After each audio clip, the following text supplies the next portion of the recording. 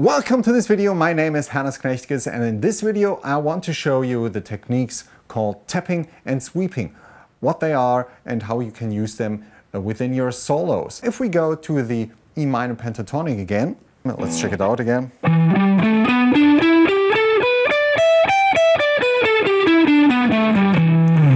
You can just focus for now on the top three strings, on the G, B and E string.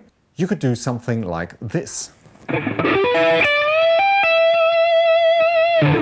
So there was already sweeping and tapping in there. I mean, the tapping was quite obvious, but the sweeping just is a technique where you sweep over strings and you don't pick the strings really individually. If you focus on my index finger, which is playing notes on the 12th fret of the G, B and E string,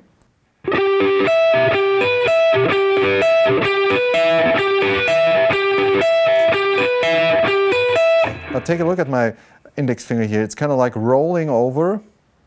So I play the G string, and when I play the B string, I roll over to it and I release kind of like the pressure from the G string, and when I play the E string, I do it even more, but still I'm in contact to all three strings all the time to mute them when they are not about to should sound anymore.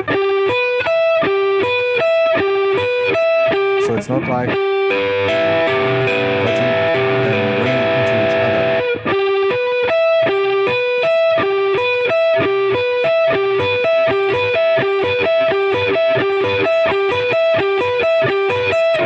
Also, tapping and sweeping is a technique that is often used with kind of a lot of gain or distortion, and make sure to mute strings that you don't want to hear, because this distortion will bring up all those ringing strings that are not supposed to all the time. So I place my picking hand here on the low E, A and D string to mute them. And the index finger here is kind of like rolling over the G, B and E string in the 12th fret. That's sweeping.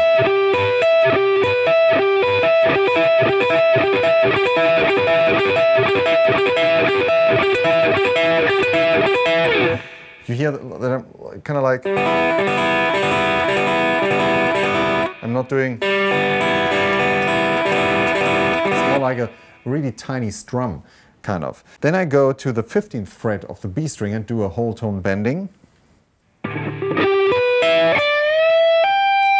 then I do a tap in the 18th fret of the B string with my middle finger of my picking hand, but I'm still kind of like lying on the low strings here to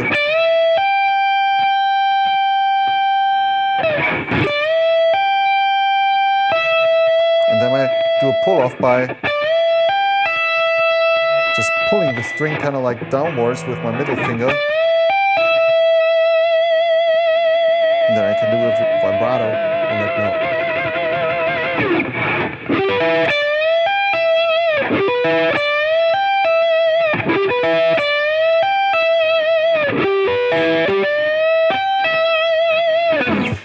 Of course, there are more obvious tapping things where you can do like really long tapping patterns which sound totally crazy. But for me, this is always kind of like a magic trick or something. If you do it too often, it gets annoying after a while because you get bored by it, because it's just so blah, blah, blah, blah sounds. You can do, of course, stuff like this.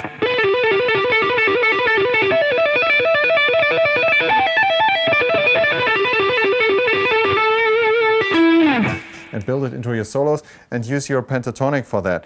You can, if you focus on the notes that you are playing with your grabbing hand in the pentatonic, you can add tapped notes.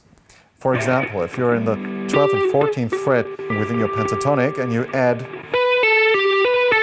the 16th fret a tap on the G string. Tap, pull off to the 14th and pull off to the 12th fret.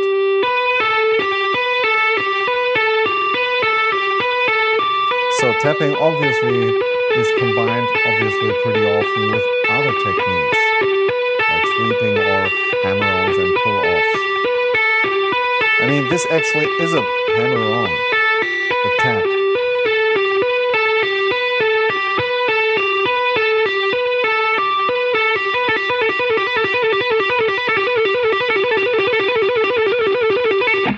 crazy, doesn't it? And you can do that on the rest of the scale too, of course, by playing on the E string on the 12th and 15th normally, and in the 17th fret, then the same on the B string, and then 16 fret tap on the G string.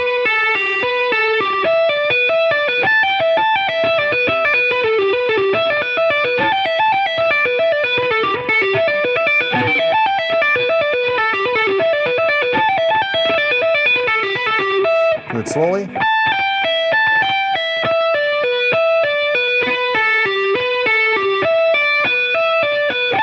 Sorry, I'm doing it all the time with my ring finger, but I can also, of course, do it with my pinky.